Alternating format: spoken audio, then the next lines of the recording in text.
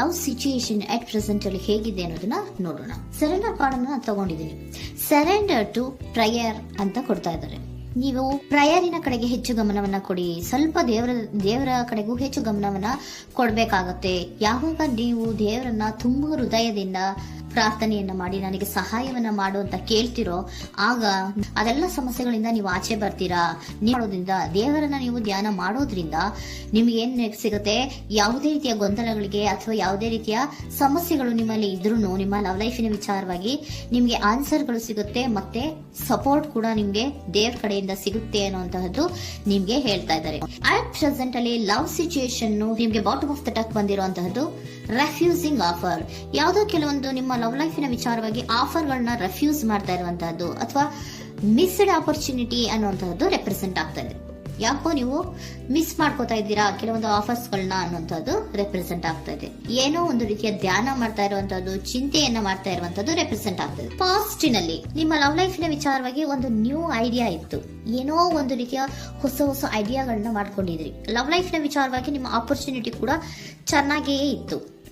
ಆದ್ರೆ ನಿಮ್ಮ ಲವ್ ಲೈಫಿನ ವಿಚಾರದಲ್ಲಿ ಕಿಂಗ್ ಆಫ್ ಸೋರ್ಟ್ಸ್, ನೀವೇನನ್ನ ನಿಮ್ಮ ಲವ್ ಲೈಫಿನ ವಿಚಾರವಾಗಿ ಏನನ್ನ ಎಕ್ಸ್ಪೆಕ್ಟ್ ಮಾಡಿದೀರಾ ಪಾಸ್ಟಿನಲ್ಲಿ ಅಂದ್ರೆ, ಲವ್ ಲೈಫಿನಲ್ಲಿ ಒಂದು ಕ್ಲಿಯರ್ ಇರಬೇಕು, ಕ್ಲಾರಿಟಿ ಇರಬೇಕು, ಮತ್ತೆ ಯಾವುದೇ ವಿಚಾರ ಕೂಡ ನಿಮ್ಮ ಲವ್ ಲೈಫಿನ ವಿಚಾರದಲ್ಲಿ ಮುಚ್ಚುಮರೆ ಅನ್ನೋದು ಇರಬಾರ್ದು. ಸ್ಪಷ್ಟವಾಗಿರ್ಬೇಕು, ಸ್ಪಷ್ಟವಾಗಿ ಹೇಳ್ಬೇಕು, ಏನ್ ಹೇಳ್ಬೇಕೋ ಅದು ಸ್ಪಷ್ಟವಾಗಿ ಹೇಳ್ಬೇಕು ಅನ್ನುವಂತಹದ್ದು ಎಕ್ಸ್ಪೆಕ್ಟ್ ಮಾಡುವಂತಹದ್ದು ಪ್ರೀತಿಯ ವಿಚಾರದಲ್ಲಿ. ಮತ್ತೆ ಕ್ಲಿಯರ್ ಆಗಿರ್ಬೇಕು. ಏನು ಅಂದ್ರೆ ನಿಮ್ಮ ಲವ್ ಲೈಫಿನಲ್ಲಿ ಒಂದು ಸ್ಟ್ರಾಂಗ್ ಆಗಿರ್ಬೇಕು, ಸ್ಟ್ರಾಂಗ್ ಬಾಂಡೇಜ್ ಇರಬೇಕು, ಮತ್ತೆ ಯಾವುದೇ ರೀತಿಯ ಚೈಲ್ಡಿಶ್ ಬಿಹೇವಿಯರ್ ಅನ್ನ ಮಾಡಬಾರ್ದು ಅನ್ನೋದು ಪಾಸ್ಟಿನಲ್ಲಿ ನೀವು ಎಕ್ಸ್ಪೆಕ್ಟ್ ಮಾಡಿರೋಂಥದ್ದು ರೆಪ್ರೆಸೆಂಟ್ ಆಗ್ತಾ ಇದೆ. ನೀವು ಅದೆಲ್ಲ ಎಕ್ಸ್ಪೆಕ್ಟ್ ಮಾಡಿದಾಗ ಯಾವಾಗ ನಿಮ್ಗೆ ಅದು ಸರಿ ಹೋಗಲ್ಲ ಅನಿಸ್ತೋ ಆಗ ನೀವು ಪ್ರೀತಿಯಿಂದ ಮುಂದೆ ಬಂದಿರುವಂತಹದ್ದು ಬಿಟ್ಟು ಮುಂದೆ ಬಂದಿರುವಂತಹದ್ದು ರೆಪ್ರೆಸೆಂಟ್ ಆಗ್ತಾ ಇದೆ. ಮೋಸ್ಟ್ ಪ್ರಾಬಬಲಿ ನಿಮ್ಮ ಕೆಲವೊಬ್ಬರಿಗೆ ಈಗ ಆಲ್ರೆಡಿ ಕೆಲವೊಂದು ರೀತಿಯ ಬ್ರೇಕಪ್ ಗಳು ಆಗಿರಬಹುದು, ಕಮ್ಯುನಿಕೇಶನ್ ಇಲ್ಲದೆ ಇರುವಂತಹದ್ದು ರೆಪ್ರೆಸೆಂಟ್ ಆಗ್ತಾ ಇದೆ. ಮೋಸ್ಟ್ ಪ್ರಾಬಬಲಿ ನೀವು ಇವಾಗ ಇಬ್ರು ಕೂಡ ನೀವು ಮಾತಾಡದೆ ಇರುವಂತಹದ್ದು ರೆಪ್ರೆಸೆಂಟ್ ಆಗ್ತಾ ಇದೆ. ಸೊ ಯಾವುದೇ ರೀತಿಯ ಕಾಂಟ್ಯಾಕ್ಟ್ ಅಲ್ಲಿ ಇಲ್ಲದೆ ಇರುವಂತಹದ್ದು ರೆಪ್ರೆಸೆಂಟ್ ಆಗ್ತಾ ಇದೆ. ನೋಡಿ, ಮುಂದೆ ಬರ್ತಾ ಇರುವಂತಹದ್ದು ರೆಪ್ರೆಸೆಂಟ್ ಆಗ್ತಾ ಇದೆ. ಯಾಕೋ ತುಂಬಾ ಬೇಜಾರಲ್ಲಿ ಇರುವಂತಹದ್ದು. ಪಾಸ್ಟಿನಲ್ಲಿ ಕೂಡ ನೀವು ಲವ್ ಲೈಫಿನ ವಿಚಾರವಾಗಿ ಕೆಲವೊಬ್ರು ಬೇಜಾರಲ್ಲಿ ಇರುವಂತಹದ್ದು ರೆಪ್ರೆಸೆಂಟ್ ಆಗ್ತಾ ಇದೆ. ಯಾಕೋ ಕ್ಲಾರಿಟಿ ಇಲ್ಲ, ಕ್ಲಿಯರ್ ಆಗಿರ್ಬೇಕು, ಸ್ಪಷ್ಟವಾಗಿರ್ಬೇಕು. ಏನ್ ಮಾತಾಡಿದ್ರು ಅದರಲ್ಲಿ ಯಾವುದೇ ರೀತಿಯ ಮುಚ್ಚುಮರೆ ಇರಬಾರ್ದು ಅನ್ನೋದು ನೀವು ಎಕ್ಸ್ಪೆಕ್ಟ್ ಮಾಡುವಂತಹದ್ದು. ಪಾಸ್ಟಿನಲ್ಲಿ ಕೂಡ ನಿಮ್ಗೆ ಸ್ವಲ್ಪ ಬೇಜಾರುಗಳಾಗಿರುವಂತಹದ್ದು ರೆಪ್ರೆಸೆಂಟ್ ಆಗ್ತಾ ಇದೆ.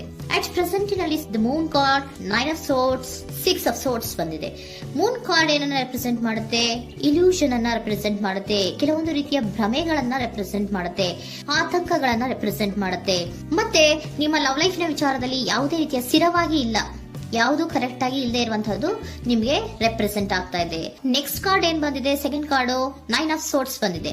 ಇದರಲ್ಲೂ ಕೂಡ ನಿಮ್ಗೆ ಆತಂಕ ಇತ್ತು, ಇದರಲ್ಲೂ ಕೂಡ ಆತಂಕ ಇದೆ, ಭಯ ಇದೆ, ಕರೆಕ್ಟ್ ಆಗಿ ನೀವು ನಿದ್ರೆ ಮಾಡ್ತಾ ಇಲ್ಲ, ಯೋಚನೆ ಮಾಡ್ತಾ ಇರುವಂತಹದ್ದು ಈ ಎರಡೂ ಕಾರ್ಡ್ಗಳಲ್ಲೂ ರೆಪ್ರೆಸೆಂಟ್ ಆಗ್ತದೆ. ಇದರಲ್ಲೂ ಆತಂಕಗಳಿದೆ, ಇದರಲ್ಲೂ ಆತಂಕ. ಅಟ್ ಪ್ರೆಸೆಂಟಿನಲ್ಲಿ ಕೆಲವೊಂದು ರೀತಿಯ ವಿಚಾರಗಳಲ್ಲಿ ಭಯವನ್ನ ಪಡ್ತಾ ಇರುವಂತಹದ್ದು ರೆಪ್ರೆಸೆಂಟ್ ಆಗ್ತಾ ಇದೆ. 6 of swords ಕೂಡ ಏನಾಗ್ತಾ ಇದೆ? ಮೂವಿಂಗ್ ಆನ್, ಮುಂದೆ ಹೋಗ್ತಾ ಇರುವಂತಹದ್ದು, ಬೇಜಾರಿಂದ ನೀವು ಮುಂದೆ ಹೋಗ್ತಾ ಇರುವಂತಹದ್ದು ರೆಪ್ರೆಸೆಂಟ್ ಆಗ್ತಾ ಇದೆ. ಅಟ್ ಪ್ರೆಸೆಂಟಿನಲ್ಲಿ ಯಾವುದೇ ರೀತಿಯ ಸಮಾಧಾನದಿಂದ ಇದ್ದಿರುವಂತಹದ್ದು ಈ ರೀಡಿಂಗ್ ಗಳಲ್ಲಿ ಕಾಣಿಸ್ತಾ ಇಲ್ಲ. ಓಕೆನಾ? ಟೇಕ್ ಇಟ್ ರೆಸೋನೇಟ್, ನಿಮ್ಗೆ ರೆಸೋನೇಟ್ ಆದ್ರೆ ಮಾತ್ರ ತಗೊಳ್ಳಿ. ನೆಕ್ಸ್ಟ್ ಕಾರ್ಡ್ ಇಮಿಡಿಯೇಟ್ ಫ್ಯೂಚರ್ ನ ಬಗ್ಗೆ ನೋಡೋದಾದ್ರೆ ನೈಟ್ ಆಫ್ ಸೋರ್ಟ್ಸ್ ಬಂದಿದೆ.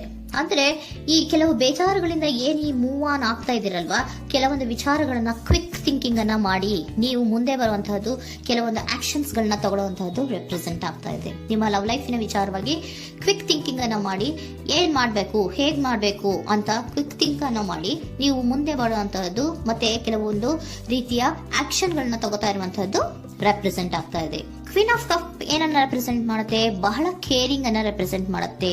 ಏನಿರ್ಬೇಕು ಲವ್ ಲೈಫಿನ ವಿಚಾರದಲ್ಲಿ? ನೋಡಿ, ನೀವು ನೋಡ್ತಾ ಇರೋದು ಹೇಗ್ ನೋಡ್ತಾ ಇದ್ದೀರಾ? ನಿಮ್ಮ ಲವ್ ಲೈಫಿನ ವಿಚಾರದಲ್ಲಿ ಏನಿರ್ಬೇಕು ಅಂತ ಎಕ್ಸ್ಪೆಕ್ಟ್ ಮಾಡ್ತೀರಾ? ಸ್ವಲ್ಪ ಸ್ಟೇಬಲ್ ಆಗಿರ್ಬೇಕು, ಬಹಳ ಕೇರಿಂಗ್ ಇರ್ಬೇಕು, ಎಮೋಷನಲ್ ಇರ್ಬೇಕು ಅದರಲ್ಲಿ ಅನ್ನುವಂಥದ್ದು ನೀವು ಎಕ್ಸ್ಪೆಕ್ಟ್ ಮಾಡುವಂಥದ್ದು. ಈ ನಿಯರ್ ಫ್ಯೂಚರ್ ನಲ್ಲಿ ನೀವು ಆ ರೀತಿ ಎಕ್ಸ್ಪೆಕ್ಟ್ ಮಾಡುವಂತಹದ್ದು. ನೆಕ್ಸ್ಟ್ ಕಾರ್ಡ್ ಬಂದಿರುವಂತಹದ್ದು ಏರೋಫೆಂಟ್ ಕಾರ್ಡ್ ಬಂದಿದೆ. ಏರೋಫೆಂಟ್ ಕಾರ್ಡ್ ಏನನ್ನ ರೆಪ್ರೆಸೆಂಟ್ ಮಾಡುತ್ತೆ?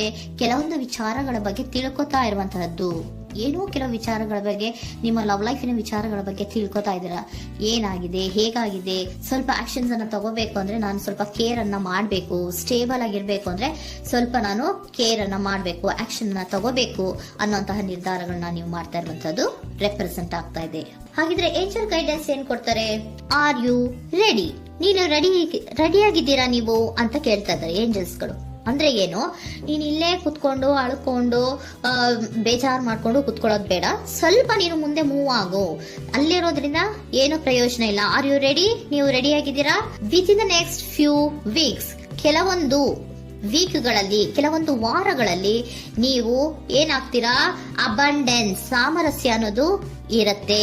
ಇಂಪ್ರೂವಿಂಗ್ ಹೆಲ್ತ್ ಅಂದ್ರೆ ಏನು, ನೀವು ಯೋಚನೆ ಮಾಡಿ ಮಾಡಿ ಮಾಡಿ ಏನ್ ನೀವು ಈ ಆರೋಗ್ಯವನ್ನ ಹಾಳು ಮಾಡ್ಕೊಂತ ಇದ್ದೀರಾ. ಸೊ ಇಂಪ್ರೂವಿಂಗ್ ಹೆಲ್ತಿನ ಕಡೆಗೆ ಗಮನವನ್ನ ಕೊಡಿ. ಆತಂಕವನ್ನ ಮಾಡ್ಕೊಂಡು ಭಯವನ್ನ ಪಡ್ಕೊಂಡು ಮುಂದೆ ಹೋಗ್ಬೇಕಲ್ಲ ಅಂತ ನೀವು ದಿನ ದಿನ ಹೆಂಗೆ ಕಾಲವನ್ನ ಮುಂದೆ ಹಾಕ್ತಾ ಇದ್ರೋ, ಅದಕ್ಕೆ ಏನ್ ಹೇಳ್ತಾ ಇದ್ದಾರೆ? Are you ready? ಮುಂದೆ ಬರೋದಕ್ಕೆ ನೀನ್ ರೆಡಿ ಆಗು. ನೀವ್ ಅಲ್ಲೇ ಕೂತಿರೋದ್ರಿಂದ ಯಾವುದೇ ರೀತಿಯ ಪ್ರಯೋಜನ ಇಲ್ಲ.